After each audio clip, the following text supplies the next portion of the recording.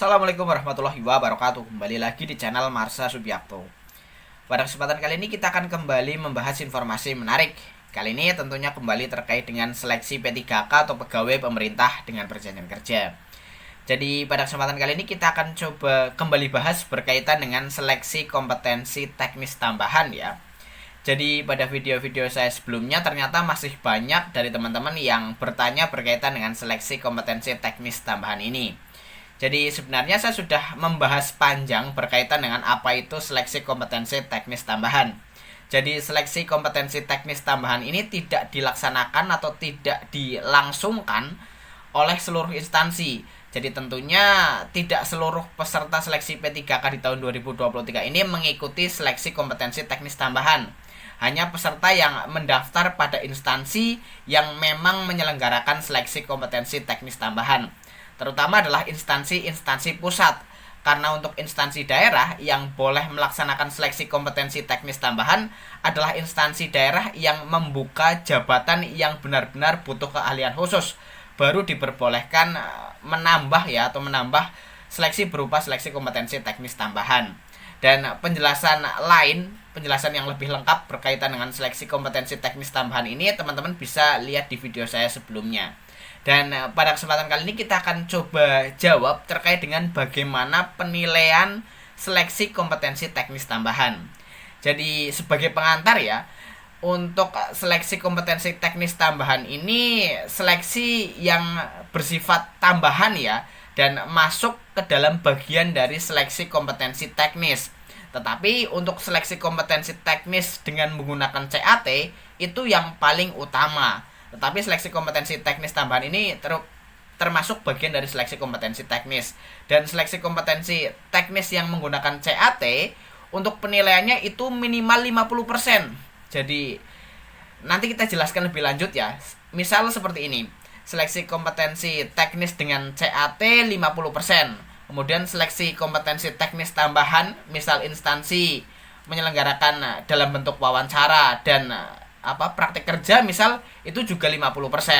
Berbeda halnya jika instansi membuat peraturan bahwa seleksi kompetensi teknis dengan CAT 70%, kemudian untuk seleksi kompetensi teknis tambahannya berarti 30%.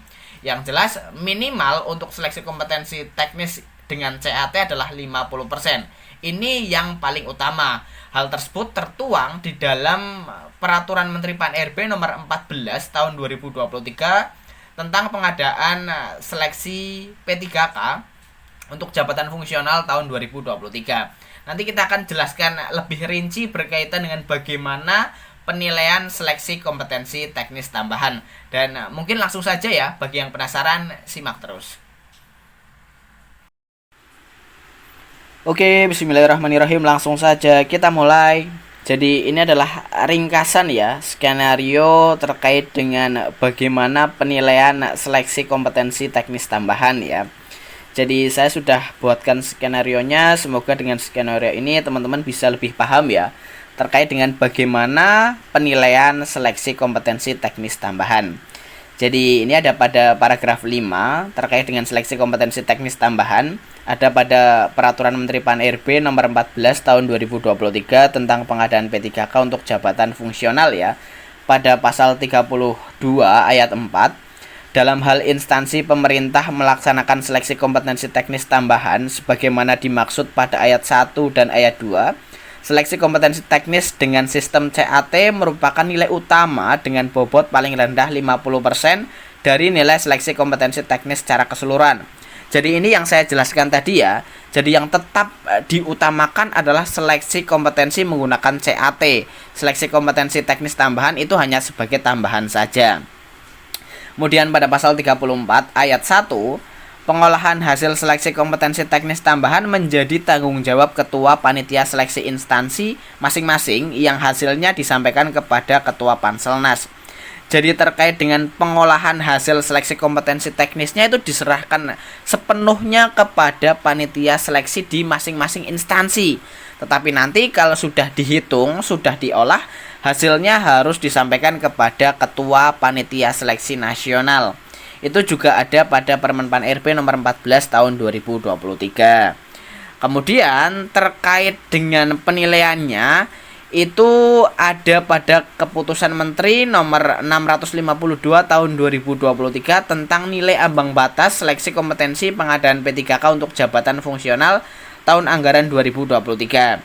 Jadi nilai paling tinggi untuk seleksi kompetensi teknis dengan CAT adalah 450 ya. Itu ada pada Kepmen Pan-RB nomor 652 tahun 2023. Jadi misal seperti ini, ada sebuah instansi pusat menetapkan ada seleksi kompetensi teknis tambahan berupa wawancara dengan ketentuan bobot seleksi kompetensi teknis dengan CAT 70% dan seleksi kompetensi teknis tambahan berupa wawancara itu tadi dengan bobot 30%. Berarti misal nih ada seorang calon P3K yang mengikuti seleksi ini mendapat nilai kompetensi teknis dengan CAT 300. Kemudian seleksi teknis tambahan berupa wawancara tadi 300 juga. Maka 70% dari 300 ditambah 30% dari 300. Jadi 210 ditambah 90. Total nilai seleksi kompetensi teknis secara keseluruhan adalah 300. Jadi seperti itu ya.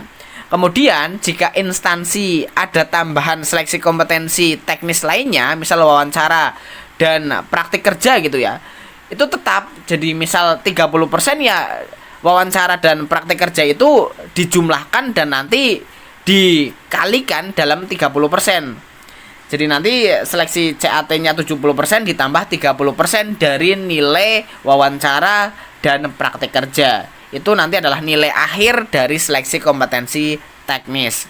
Jadi seperti itu ya penilaian terkait dengan seleksi kompetensi teknis tambahan. Dan semoga teman-teman bisa memahami terkait dengan skenario ini ya, terkait dengan rangkuman ini. Dan mungkin itu saja hal yang bisa kita bahas pada kesempatan kali ini. Bagi teman-teman yang masih belum paham terkait dengan penilaian seleksi kompetensi teknis tambahan, teman-teman bisa tinggalkan di kolom komentar ya. Jadi mungkin itu saja. Terima kasih. Mohon maaf bila ada kesalahan. Wassalamualaikum warahmatullahi wabarakatuh.